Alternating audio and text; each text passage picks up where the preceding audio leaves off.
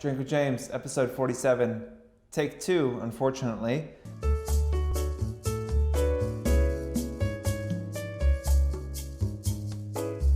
The camera shit the bed and deleted my first question and intro, so I have to do it again. Which reminds me, you remember before there was like auto-save on Microsoft Word? Any of y'all like born 1990 and beyond won't remember this, but there used to not be auto-save. You used to actually have to physically save your documents. And I know everybody who was born like, 86 and before had the situation where like they wrote their paper, didn't save it, and the computer crashed and they lost like 3 pages and you had to rewrite it and it was never as good the second time. I'm hoping that's not the case. I'm hoping this is better than the first time we did it. So we're gonna go. First thing, before we do that, the conference is tomorrow. I know I've been talking about this a lot. I'm not gonna stop talking about it. Like next week, I'm probably just gonna be really excited talking about how awesome it was. But response has been amazing from this thing. We have people coming in from 14 states. We have some of like speakers that like don't generally speak at conferences talking. It's gonna be incredible. We're gonna keep doing these. What I'm wondering is 2 things. One, what city should we do it in next? Obviously LA is top of mind, but Chicago, Seattle, Atlanta, Miami, Austin, I don't know. Let us know what city you'd like to see the next conference in. And then would you prefer it on a weekend or a weekday? That was a question that we kind of had. We didn't know where to put it. So throw those 2 things in the comments. Oh yeah, and we've got some really cool things in the pipeline. One on the product side, and then a really fun project that's going to be launching on Wednesday. So you're going to, I don't even have to tell you what it is. You're going to see it Wednesday. We're going to try and essentially take over the internet. We'll see how that goes. Oh, right. And we're coming up on the 1-year anniversary of Drink with James. So ideas for what we should do there. I should probably have a cake or something. But we're trying to think of something special to do there. So any suggestions, throw them my way. And of course, keep the questions rolling.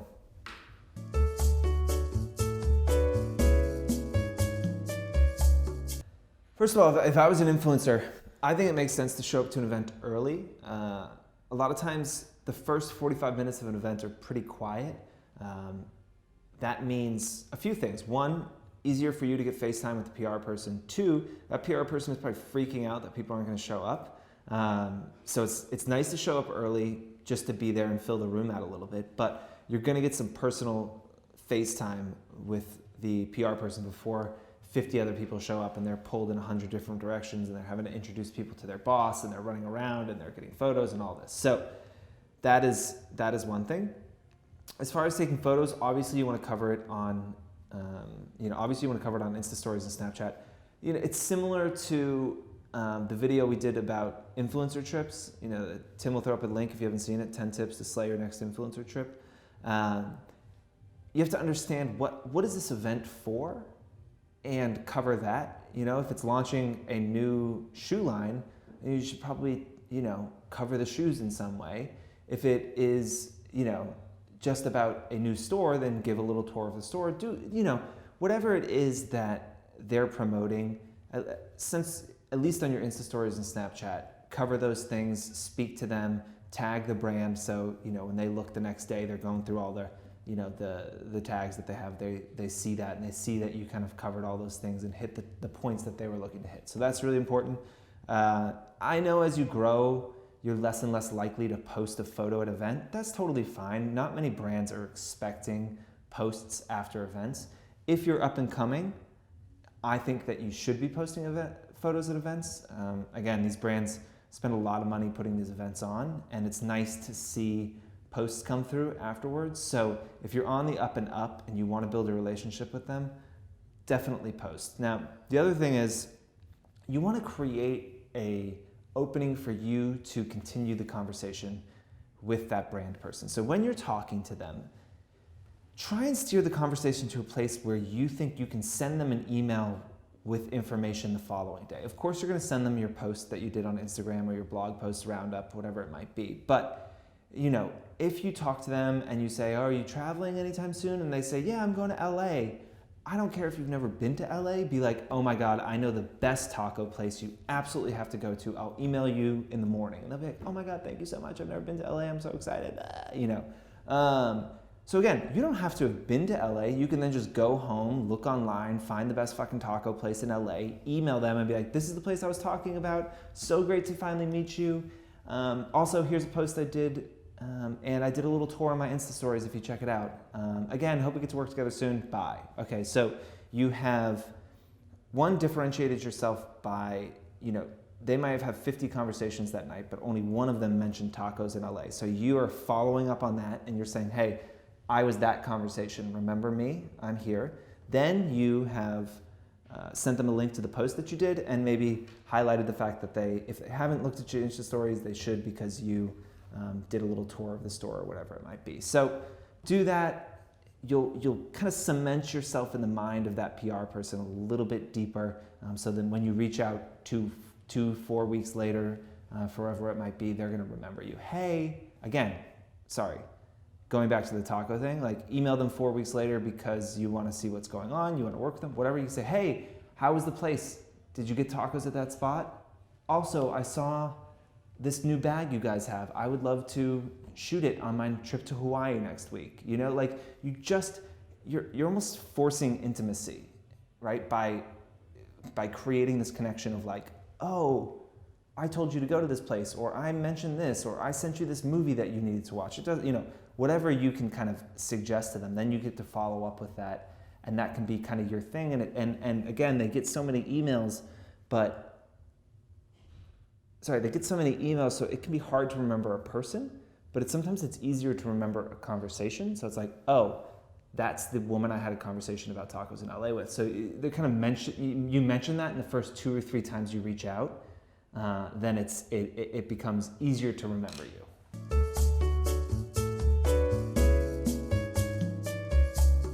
I think the question is focusing too tightly on a niche going to slow my growth? And the answer, I guess, is it depends.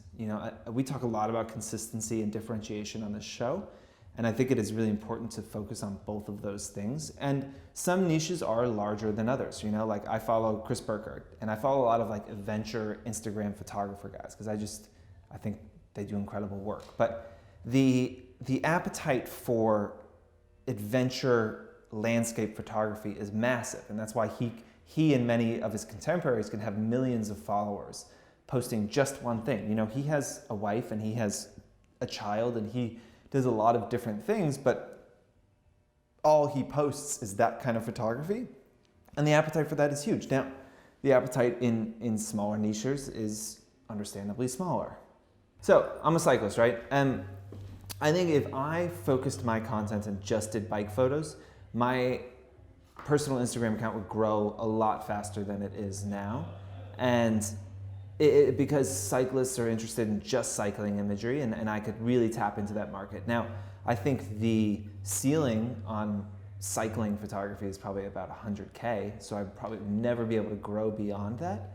But a niche can be helpful. And I think if you aren't just an incredible photographer or something of that nature, I think having a niche can help you gain followers a little bit faster than otherwise. So I don't think it's a bad thing, and I think that you can always start to break out of your niche a little bit.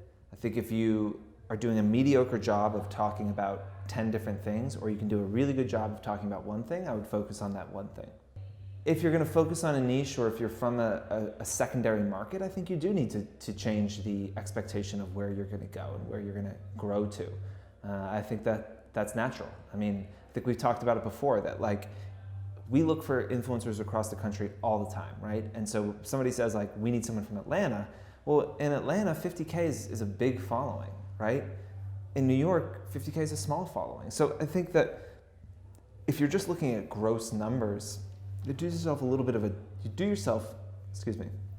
just looking at gross numbers and following, you do yourself a little bit of a disservice, because you need to look at where you are relative to the top. And we've talked about this before. If you're a female influencer and you live in LA and you wear cut-off jean shorts and go to Coachella and you have 25,000 followers, that doesn't mean shit in that world, because there are people with millions and millions and millions of followers doing the same thing.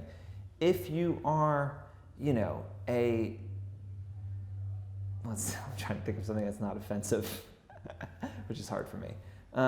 If you live in, Bloomington, Indiana, and you are, talking about fashion that can be kind of worn to the office and like working women type looks, and you have 25,000 followers, that's probably huge.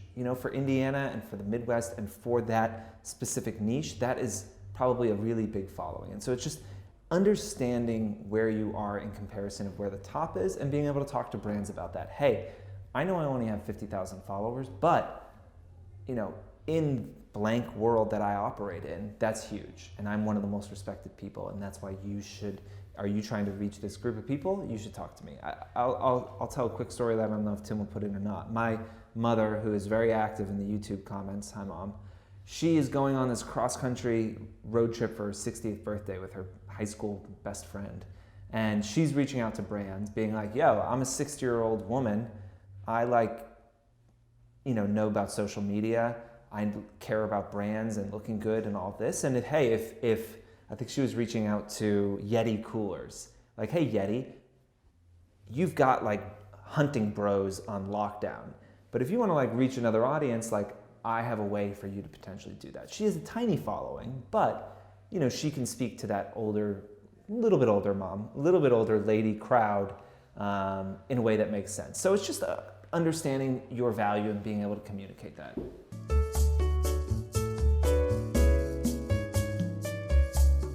So if you find a PR person on Instagram, slide into their DMs, sleep on their fire escape, you do whatever you need to do to get their attention. I think that persistence is an underrated value. Is that what the word I'm looking for? Value? Underrated trait? Yeah, characteristic. Yeah. Persistence is an underrated personality trait and characteristic. Personality trait? Attribute? Oh, it's kind of weird. Okay. Skill to have. Skill. Persistence is a... Okay, here we go. Persistent... I'm moving all this in, by the way. Obviously. Persistence gets a bad rap. People think of I don't want to hound the person. Again, we call our salespeople junkyard dogs because that's how I expect them to act. And I really do think that until you get a no, that you're not being annoying. If you get a no and you continue to hound somebody, then you start to get annoying, right? If they politely say, thanks so much, we'll keep you in mind, maybe let it go. Or not interested, thanks for reaching out, let it go. But beyond that, I think persistence is a beautiful thing. And I think that, doing ththings creatively to set yourself apart is what you have to do. The market is so saturated, and we see this again. We're hiring all the time here at Fohr, and there are applicants that do things to set themselves apart. One person sent like a box of stuff from London that she loved.